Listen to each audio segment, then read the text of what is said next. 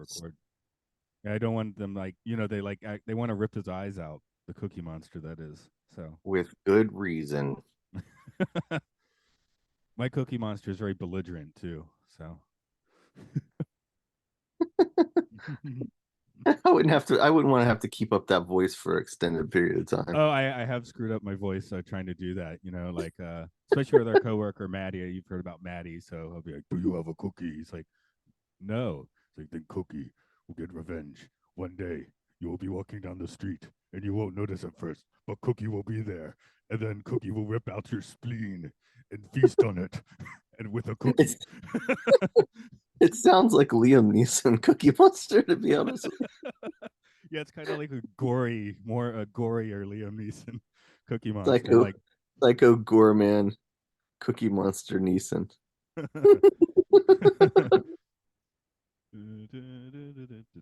Let's see, whiteboard. I'm just putting the thing up. How's my voice coming through? I'm still working through the crackles. I'm not detecting anything. I don't usually wear headphones for this. That's cool. No, it's driving me insane because I never hear it when I'm recording, and then I'll hear it in the actual podcast. I'm like, ah. No. I No, think I figured out how to avoid the worst of it, so that's good. But it is driving me somewhat nutters at these levels because I don't want to be too quiet either, right? So. Oh yeah. Yeah. So there's like the sweet spot, and if you get the knob slightly off, you're in the suck spot. Suck knob. Stop that share. Got my dummy notes up. Got my trivia out. This one has a straight from wiki because I got lazy. Okay. Okay. I'm guess we'll just roll it then. Roll in. Okay. Roll out. Okay. I have about 45 minutes. Okay, that works. Okay. Welcome to Time Enough Podcast. It's where we delve into all the episodes of the Twilight Zone and beyond. This is some dummy here. We got some dummy over there. You big dummy. Andrew's a dummy today. Dummy one, dummy two. That is how I invited you to this podcast, this specific episode. Yeah, only a few people in the world will I even respond to a message that begins with "Hey, dummy." Yeah, but you asked for this episode. You knew it was coming. Which you seem to ask for ones that traumatize you personally. I feel like you're one of those not down with dolls and dummies and mannequins, as we learned from the absolutely not. I absolutely am not. Yeah, so this one hits a nerve without question. Yeah. So why do you want to choose the nerve-wracking ones? They're fun to talk about, is it? Well, they tend to be the ones that I think are sort of invented a lot of the tropes that continue to this day in movies. Like when we're talking about the dummy tonight, which is a sort of a ventriloquist dummy, but you also get movies like Magic with Anthony Hopkins. You also get stuff like the Goosebumps with Slappy. You also get movies like Dead Silence. So there's like a whole lineage there. Different doll, but as we pointed out before recording, you got your Chucky shirt. So you don't put your hand up Chucky's arse though. No, and you know what's funny is I just wear this because it's cold out. And it was nothing special for the show. Yeah, we're both very striped shirts today, so it looks like Sesame Street today if you're watching the video.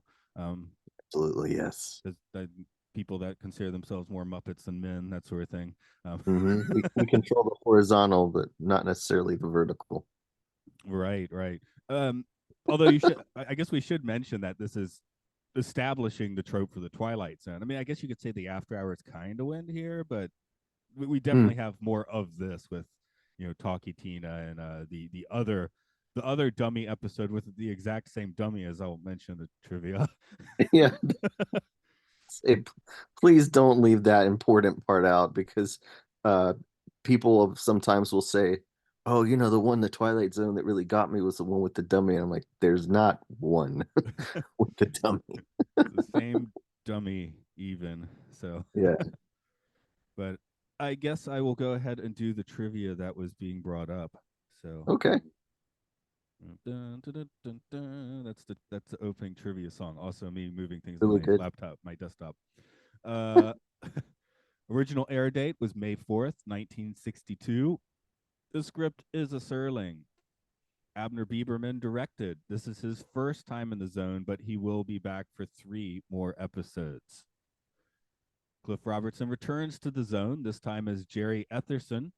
You could throw out his roles in PT 109 or Charlie for fun, but he'll always be Peter Parker's soon to be dead Uncle Ben to me. Same. Yep. Jerry's agent was played by Frank Sutton. While he found many a guest spot on 1960s television, he made his biggest mark as Gunnery Sergeant Vince Carter on Gomer Pyle USMC. I don't know Holy. if that. Well, so I'm doing more of a goofy there. That's because I just did a goofy Yeah, it movie for the was. Disney one. I don't actually know what Gomer Pyle's voice is because I don't think I've seen Gomer Pyle since the 80s. I mean, Jim Neighbors, you Yeah, know, yeah, yeah. I just when I it's a do Jim little Neighbors, I end up exaggerated doing version of Goofy. his speaking voice. I just end up on Goofy. That's the problem. Yeah.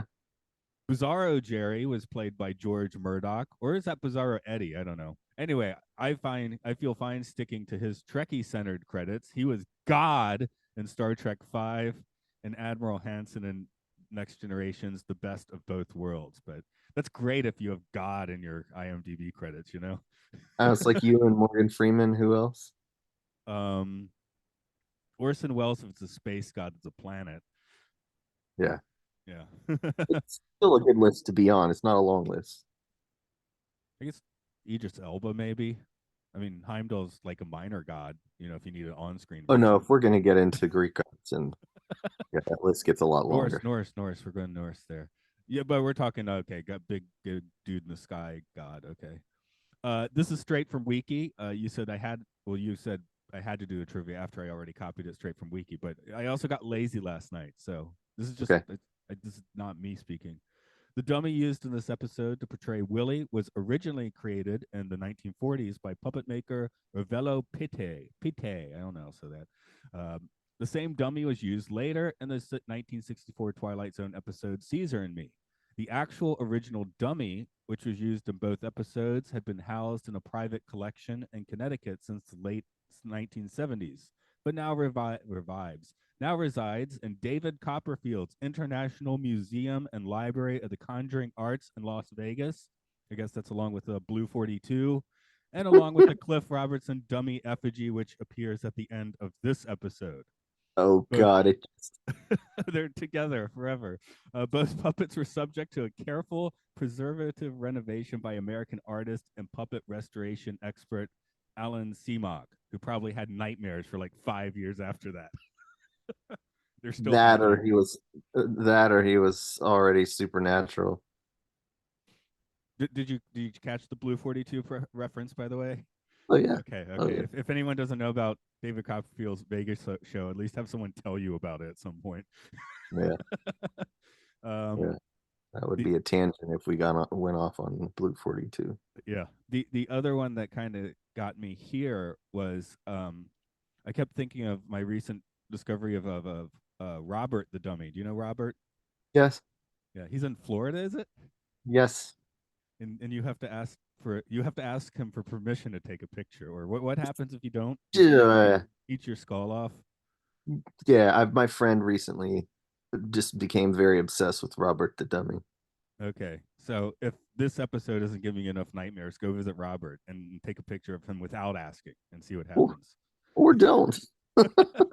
There's always don't. Yeah, you could always not do the thing that sounds like it's going to start a trauma film. Yeah, or something like that. Yeah, it's sometimes in life you do things and you go like, I've seen way too many movies that begin like this. I'm just gonna not. Time to tap out early. Yeah, just go with your instincts. I have given you something to read. All right. It's winter time and getting dry teeth is very easy. I can barely And we're breathe. there. You ready? Go for it. You're watching a ventriloquist named Jerry Ederson, a voice thrower par excellence. His alter ego, sitting atop his lap, is a brash stick of kindling with the sulphurate Willie. In a moment, Mr. Ederson and his naughty pine partner will be booked in one of the out-of-the-way bistros, a small, dark, intimate place known as the Twilight Den. You paused because you weren't sure if you said Soviet right. Is that correct? Hmm. Okay. I caught a quick pause because I was impressed you said it. And I thought he got it, but then you paused. And I was like, oh, maybe he's thinking about it. No, I no, I should was also, impressed with myself because I didn't read this previously. I was like, oh, there was a little moment of, I think that's right. when I was writing my notes, I was impressed with myself that I could spell ventriloquist without looking it up and ventriloquism without looking it up. So actually, if you just commit to the word, it's not too hard to spell. It's got No. P's and Q's, so that kind of throws you off. But yeah, it spells like it sounds, so that's nice. Didn't get that off the screen, and we will get into this one. One I was thinking is early '60s nightclub entertainment really this crappy? I mean, they needed Lenny Bruce, I guess. Yeah, no, you watch the episode and it's, this guy who, and I should mention, by the way, I did drop the names of a few movies, but one of the best did a great riff on this was the HBO Tales from the Crypt episode of Don Rickles and his ventriloquist dummy that he used. But it's more of a puppet than a dummy, I think. But that's where he chainsaws his hand off to get away from it, which is pretty rad. Or use, I think no, it's more of like a hacksaw or a hatchet. I believe he But reprised that bit in Toy Story 3, if I remember correctly. oh yeah, because Toy Story 3 is already, I mean, why not? You've already gone to hell or whatever happens in Toy Story 3. So um the idea is that this ventriloquist is an alcoholic and he's pretty much he's playing like the lower rungs at this point. His career is a dismal failure, and at first we think it's just because he's a drunk, but what we find out is he drinks because he can't get the voice of his dummy Willie out of his head. And Yeah. so the unreliable narrator uh, deal in this episode, where is he hearing Willie's voice in his head because he's drunk, or is he hearing Willie's voice in his head because Willie is the demon? Do you want to stay unreliable to the final twist shot? Did that happen? Is that because he goes to a new town and we've had a little flip flop? Well, I mean, we don't want to skip to the who goes to the Twilight Zone thing, so maybe I'll save my feelings on that ending for then. I do want to ask though about the twist quality, because in this Mhm. case I've recently said some of the twists were a little dumb, and this one's extremely dumb, but also extremely effective. Well, the idea is this: ventriloquist dummies are unnerving. I can't imagine going to see one and thinking it was anything but super creepy. Uh, and so the design on the one in this is just, there are times when in some of these other films that involve dummies where the dummy will appear sort of innocuous at the beginning, and as time goes on they'll change the design a little bit where he will become monstrous and scary. This dummy is just nightmarish right from the jump. Do you agree? Oh yeah, Goofy Goggles is noticeably less, unnerving. And actually, I brought up the wrong Toy Story. I finally got around to 4, where they have the what is that guy? Have you seen 4? Oh yeah. The Yeah, pawn there's a shop. lot of them. What is that guy's name? All of them have the same name.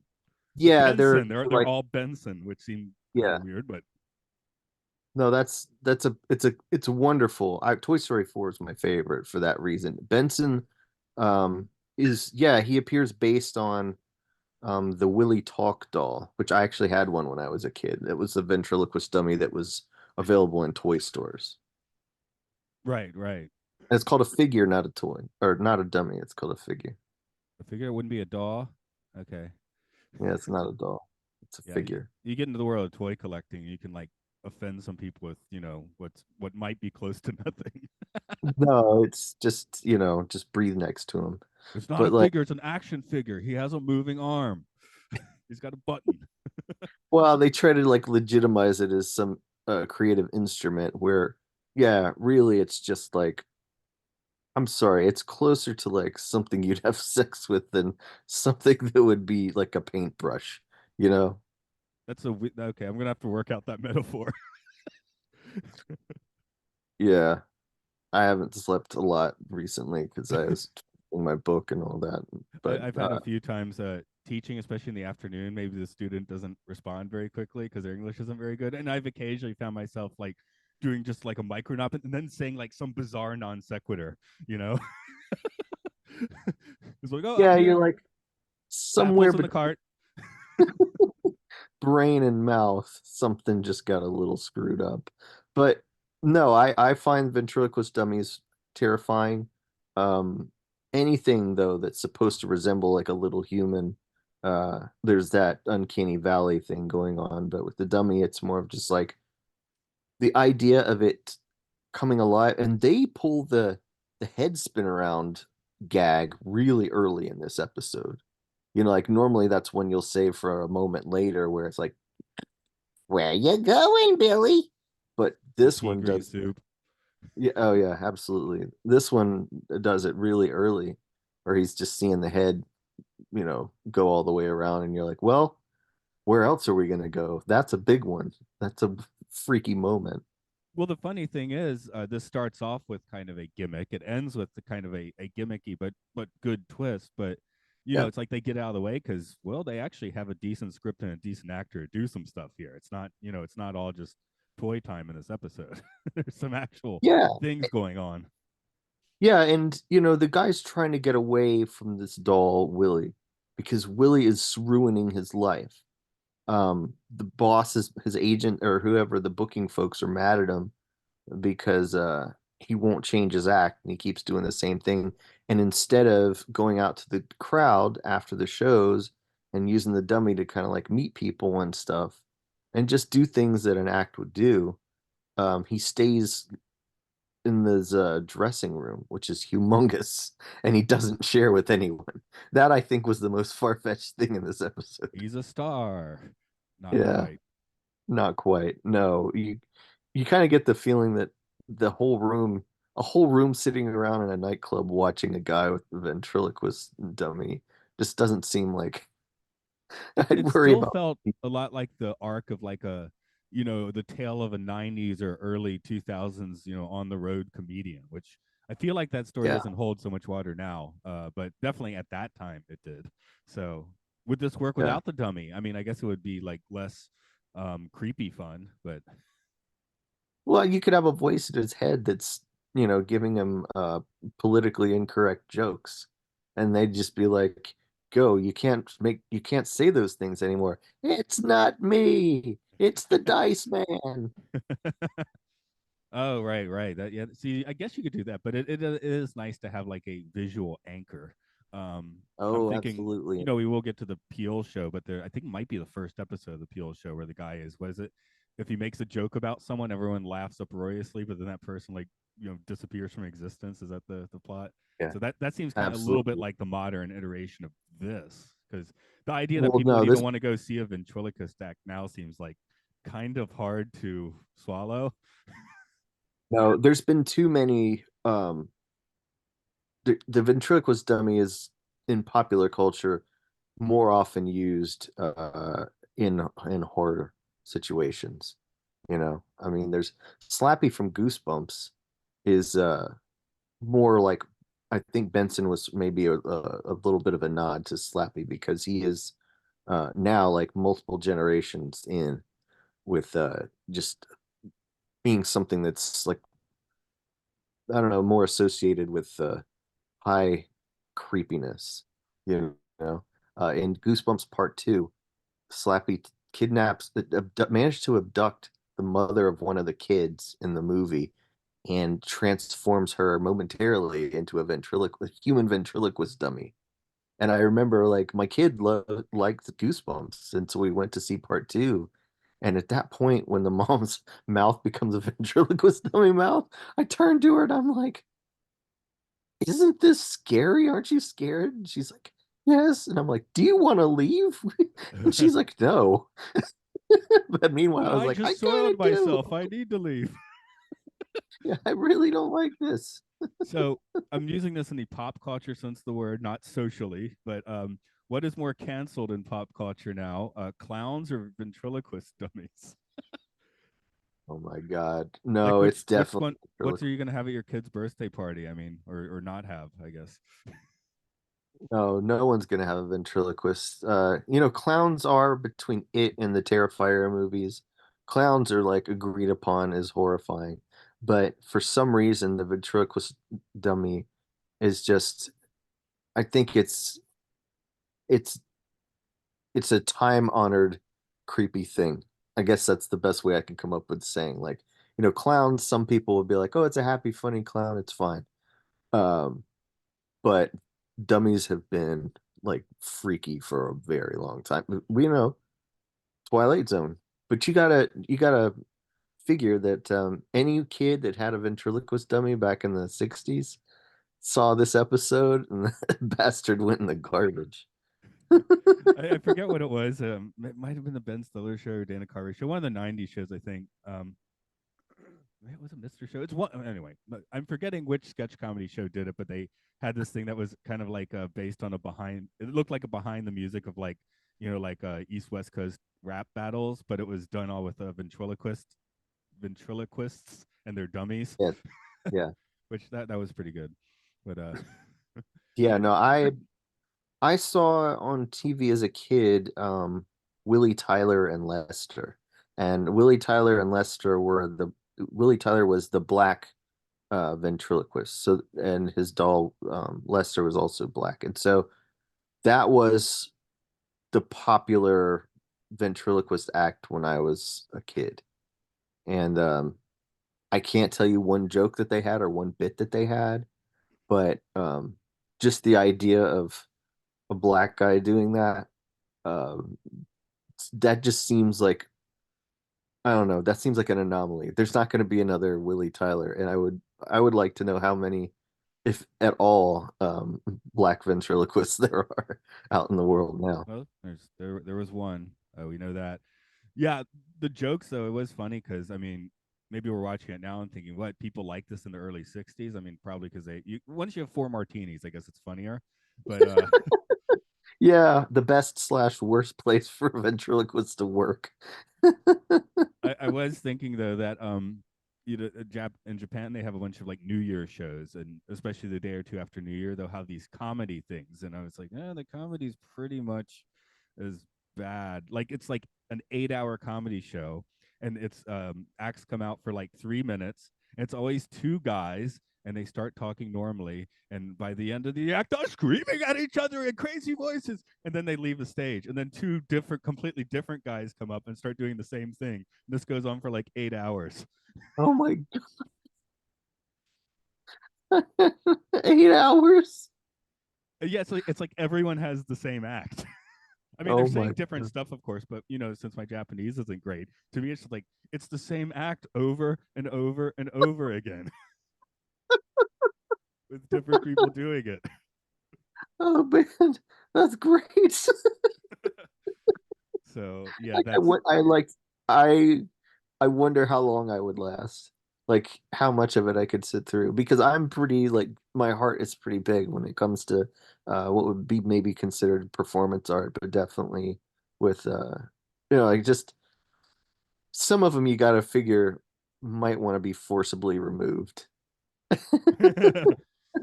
it's that whole That's it's the that whole reason they're doing it. it's like sometimes running the bit into the ground is the funniest thing, right? So Oh, sure. Yeah, movies do it all the time.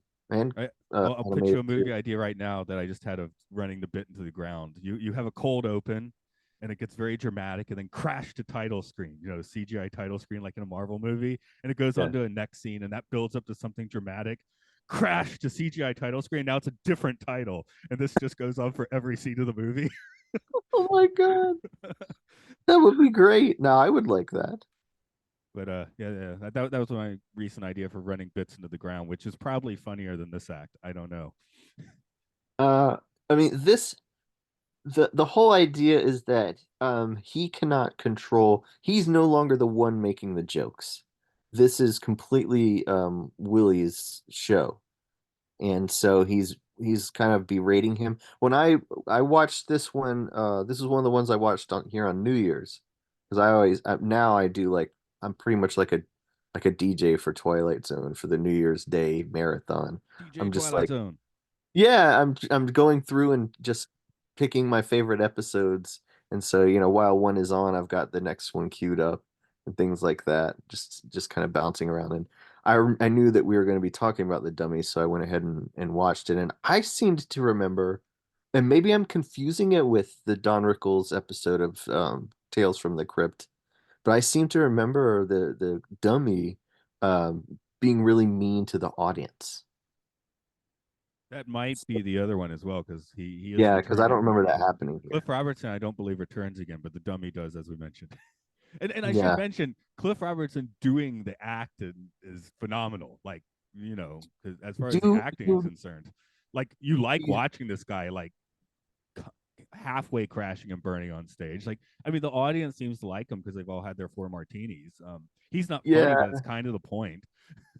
and mentally he's coming unhinged. And of course, no one he tries to tell people point blank, dummy's alive. It's totally alive. And no one believes him. And why would you? Because that's absurd and he's a drunk. But still, the way he says it, it's like even though he's technically a comedian, he's totally not kidding. Like he's like, this thing is ruining my life, you know. And the show itself has very smart writing because at one point I'm like, well, gee, why doesn't he just go after one of the dancing girls? They all seem to like him, which he immediately does, and then like causes a Me Too moment. My God, all but assaults this poor lady that comes out because they're like, he's standing on the street holding his dummy. Like, dude, you put it away, And they walk up to him and they're just like, good night. And he's like, good night. And then the one dancer that I mean seems kind of maybe interested in him, despite the fact that he's holding the dummy after the show is over. She's she's leaving and he's just like all in her face and corners her. She goes from like hi to you're a little too close to me to like, oh God, I might not survive this. All to the most proliferate amount of Dutch angles I've ever seen. That's when okay, so that is something about this episode that there's a moment when we are just like, and I don't know if it's the moment where the unreliable narrator thing like really kicks into high gear to where we're like, okay, right now we don't know if this is real or not. The immediately all the cinematography switches to the Dutch angle and it's like sweeps and pans and stuff like that. It's like now you're in the Twilight Zone. Yeah, I thought. I mean, from a filmmaking aspect, you're a little bit like, it might be a few too many Dutch angles, but it does completely change. It suddenly starts feeling like German expressionism, even though they're just on like basic sets. Well, they want to enhance that feeling because everything in this movie takes place at the club and mostly in the backstage areas and stuff. So anything you can do visually to portray suspense, I guess, particularly when you're dealing with a non-human antagonist. Right, right, and then capping that whole section off with the most unhinged laugh from that non-human protagonist you've heard. Pretty much, I don't know. That's got to be in the top 10 unhinged laughs I've heard in media. Oh God, yeah. Oh no, it's horrifying. And um, do we know if the actor did the voice of the dummy and the laughing too, or was that someone else? I can double check, but I think he does the voice for both. Hold on, I'll if you want Okay. to I mean, elaborate that would on. be so much fun as an actor to do. I'm just wondering because it is very different from his regular speaking voice and definitely very different from the character that he plays. Yeah, but Um, I was watching some of the Maestro last night, and I was like, I can't really quite figure out how he goes from this to Rocket Raccoon, you know? oh, yeah, no, that's a whole other mode that you have to enter, I think. So that's why they make the big bucks. That's right. Well, that's part of the nice thing about the Guardians thing, though, is that he, is actually voice acting. Because Yeah, yeah. typically actors are not voice acting when they But show up in the every film. time I imagine someone doing something like this, there's very little footage available to the public of Brad Dourif doing the voice of Chucky from the Child's Play movies. Mm. Very little of that. And I don't know if that's just a stipulation that he has where he doesn't want to be filmed, but there's very little like behind the scenes stuff showing Dourif at the mic as Chucky that I've seen as a fan. And so, um, but I love the idea of just an actor going completely ape, going completely ham on the mic to do these scary characters. Famously, the woman who did the voice for Linda Blair as Reagan in The Exorcist, when she's got the demon voice, um, she was a stage actor and she was kind of in the autumn of her years, and she asked to be tied to a chair when doing the demon voice, and I think maybe got drunk too. Sounds like the Jesus built my hot rod thing, where they got the Butthole Surfers singer and had to hold him up to do the vocal. Apparently. Yeah. Oh, and you can. It sounds like it. By the way, just yes, Cliff Robertson is pulling a Mike Myers and is playing the triple roles of Jerry Etherson, the voice of Willie, and the voice of Goofy Goggles. Oh my God. Hope he got an award. That's wonderful. Yeah, were the Emmys kicking it this time? I mean, didn't get a reward for it, but reward award. But yeah, yeah, yeah. I guess sometimes it's hard to appreciate like such a small scale performance, even when it is that good. I mean, the Twilight Zone is one of the better places to get that, but Yeah, and you would think actors would want that sort of thing where they can just really let loose in that form because it's a little bit more restrictive than radio in that anyway, they way. gave him an Oscar a few years later, so hopefully that's enough. Yeah. He was like, I just want to thank Willie, the Wait, Academy and Willie. wait, no, I just give a speech in the voice. Yeah. God. Bring him up on stage, or like Brando. He now accepting the Oscar will be Willie. That's right, because I still, when I was doing the trivia, like the end is so effective. I still was like, oh, I have to give the credit for the Bizarro um, Willie or Bizarro Jerry or whatever that is at the end, because he's so like other than just the puppet looking disturbing, he looks really disturbing too. It's like you know, a Rip Taylor doing Crocodile or something. That's what it kind of comes across like. Yeah. No, that's such a good. Well, so there, his life is continuing to spiral out of control. Willie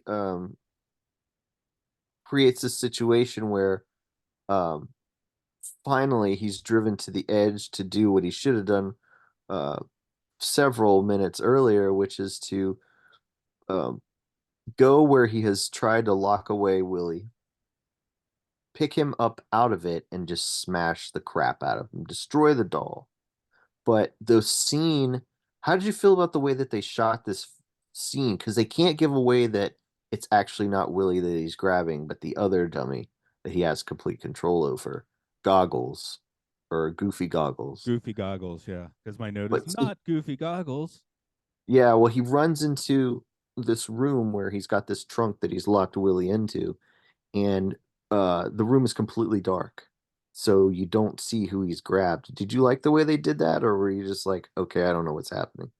Um, well, I was guessing what was happening, so Yeah, uh, I was just like, oh, I guess that's not Willie in there. So yeah. So the lights go on, and you see that he's smashed apart the wrong doll, and Willie's just chilling on the couch like sucker. I mean, he should have turned the lights on before smashing. Would have been smart.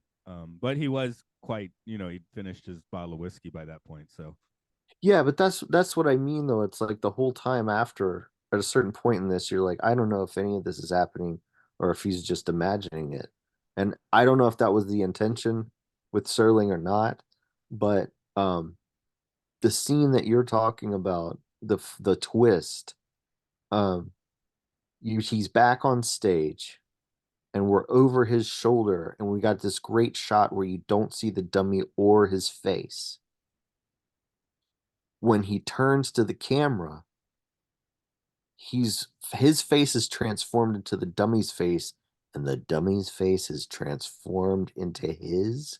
How well do you feel like they pulled off the dummy with human face?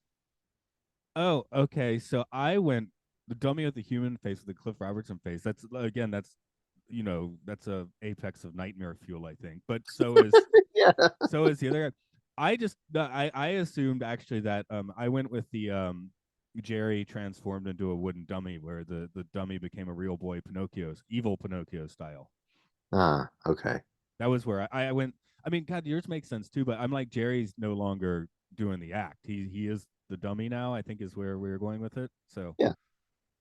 well, that is leading us to our questions. So I guess we'll do it. Like, who went into the Twilight Zone? I mean, Jerry. Do we want to go further in that? Well, I don't think we need to because Serling's ending narration pretty much says that now they're doing their act in the Twilight Zone. Right. How about the audience? Is the audience like citizens of the Twilight Zone when they went to Kansas City? Is Kansas City the Twilight Zone? For- Kansas City, gonna be that Twilight Zone tonight. Yeah. I mean, I haven't been to you're Kansas not City. I don't wrong. know. Yeah, you're not. You just imagine Slim Pickens saying it from Blazing Saddles. Y'all sound like a bunch of Kansas City dummies. Well, I guess it would make it more politically correct. No, it would. Yeah, we'll stop there, I guess. But like, yeah, this is an easy one because Serling at the end says that basically something along the lines of now Jerry is doing this ventriloquist act in the Twilight Zone. So he fully went. I guess the only discussion point might be like, how soon did he go? Was he in it the whole time? Well, if this episode, I guess you could say, was mostly in it the whole time. Although my last note is actually it looks like they are now more in the uncanny valley than the Twilight Zone, but that was snark. Oh, yeah, see that the movie Magic with Anthony Hopkins, the doll that Hopkins uses looks a lot like him. And that's unnerving as hell. I haven't seen that one. What year is that from? I'm just trying to figure out what vintage Hopkins we're talking about. 77 or 8, I want to say. Oh, so we're talking a young Hopkins who still looks Yeah, old. yeah, a lot younger Hopkins. Still looks No, old. He's one of those he guys that didn't never looks young, I think. no, he didn't really become famous until Hannibal Lecter when he was already kind of older, but Magic is a very scary movie. It Speaking could of be as Morgan, it could have been like 80, but I want to say it was 70 something. I was just like trying to figure out if we were talking about truly old man Hopkins No. or not. So Uh-uh. no, we're not. Young Okay. Hopkins. Well, does Jerry deserve his trip into the Twilight Zone? Oh my gosh. Did Jerry get turned into a wooden doll? Where are you sitting on that? You're saying no, that the faces switch. I think that the doll now inhabits Jerry's body and vice versa. Okay, that's where I was. You could go that way too. Sure. Yeah, We don't that's see the what Snow White, evil queen transformation scene here, so we just get the unhinged laughing, which, as we said, is also effective. So Yeah, no, it's great. And what's wonderful about the whole chase period of the episode, where you hear a lot of that laughing, is it happens so abruptly, um, like where we transition from that stuff to this, not, I wouldn't call it a snap ending, but it's fairly close to it because there's not a whole lot of time period after that. People have heard that laugh enough to where it really has a punch when he turns around and starts that laugh. yeah, that scene didn't need to be any longer than it was. So No, no, absolutely not. And it was great that they went ahead and had it play there, you know. But I love the way that it's shot. That's my when I think of this episode, I think of that the way that the camera is on him to where you don't yet know, and they just have the actor turn and reveal the makeup. I can imagine it freaked a lot of kids out that watched it, and adults too. It's just a freaky. It's a I've heard great people shot. refer to this as the scariest episode. Do I agree with that? Not really, but I can see where that could be a take. Yeah, because like we said at the top, the ventriloquist dummies are already frightening. They're already scary. The idea of someone turning into one or being possessed by one or controlled by one, you're just adding layers to the already scary thing, you know?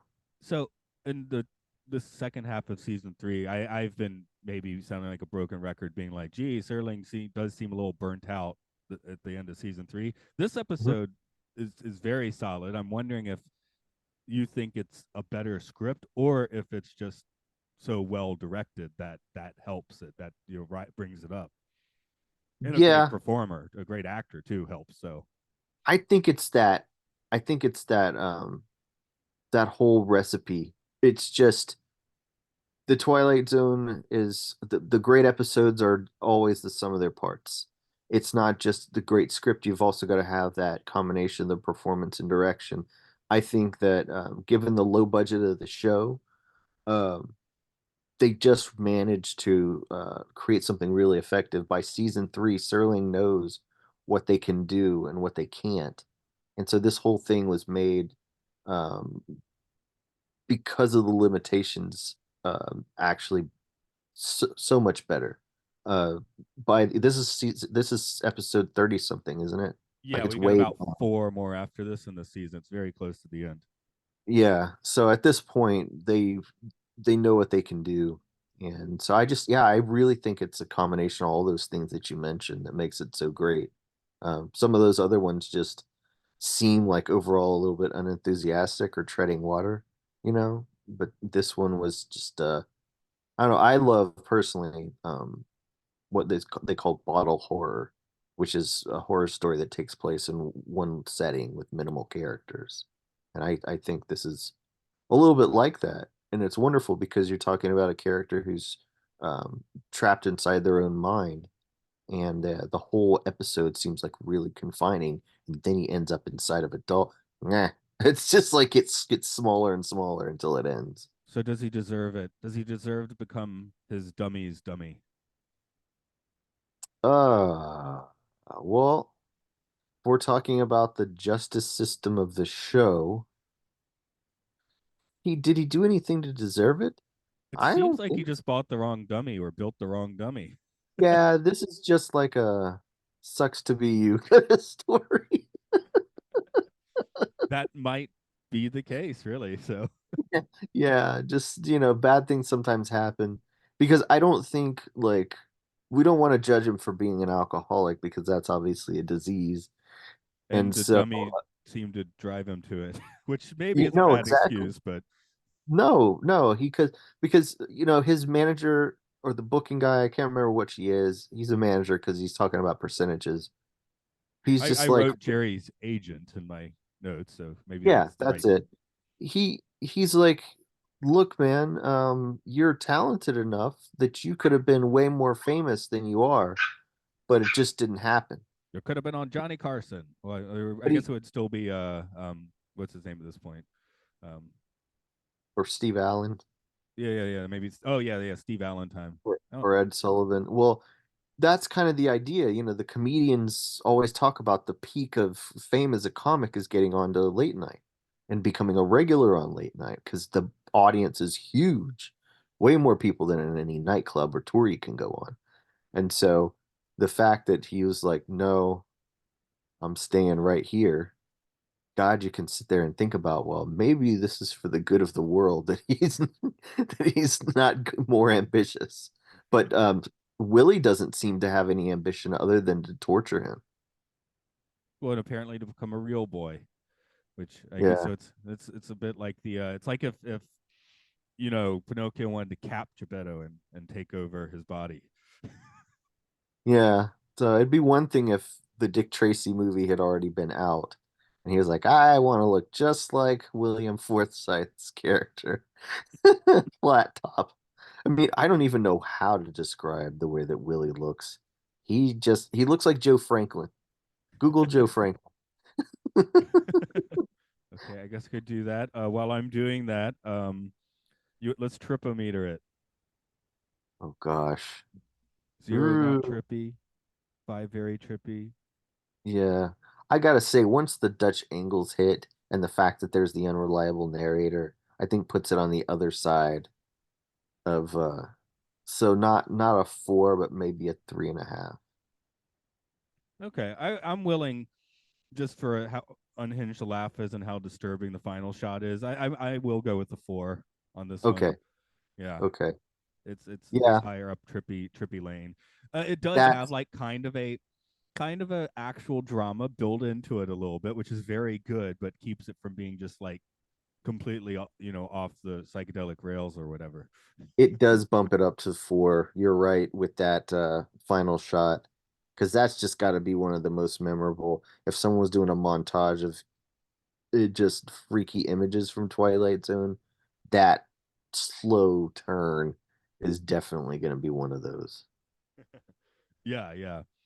Do you want to throw out a final thought on this one? I think your clock is running down, so I want to make sure you have time to Yeah, pop yeah. No, I the. just this is one of the ones that if someone is like, what is the Twilight Zone? I want to see some of them. This would be one of like 10 that I would play. Yeah, it's definitely a good like sort of introductory episode if you are looking for one to spook somebody with. Yeah, and if like someone was doing like a Halloween marathon of Twilight Zone, because Twilight Zone, as we know, is not all like kind of horror or even supernatural or even I mean it's light fantasy most of the time. Um this would be one of the ones you'd want to run if it was yeah, like a Halloween time Twilight Zone marathon. Yeah, I guess it's kind of the blend that keeps the Twilight Zone even today, like in the on the cultural radar. So, Yeah, no, because Outer Limits absolutely. is much more just sci-fi alien monsters. Even Night Gallery pushes the mix a little bit more to the supernatural horror, so it's not quite in the spot this show is. Twilight Zone is foundational. The more Twilight Zone you've seen, the more you will be able to predict things that happen in, in cinema for like the decades going until through today. Right. There's from Don't Worry, Darling, all the way through just like some of the more recent horror and fantasy. They all owe Twilight Zone. That's their great granddaddy. Well, let's shut this one down for now. Your book is just plopping onto the shelves. Yeah, by the time this airs, it will be available on Amazon. It's called Everybodies, Everybodies. And yeah, it's interviews, it's nonfiction, and there's photography in there as well. Radio. So check that out. As for us, we are on Patreon. Podcastio Podcastius and Time Enough Podcast is on most of the socials if you're looking for us. We do other podcasts like Films and Filth, The Sophisticated Podcasting, Podcast 1999, Luke Loves Pokemon, Hyrule Field Report, Game Show. I think I got through it. Okay. I want to learn to do it like the Micro Machine guy, right? It doesn't say micro machine, it's not the real thing. Yeah, yeah. Just get the whole plug in like 10 seconds. That would be pretty hip. I'm working on it. God, how much would it suck to work at a drive-through when that guy comes over with an order? Mm. Well, I am gonna go stick my hand up a puppet's butt today, but I will skip the ventriloquist part because they're kids and they don't care if they see my mouth moving.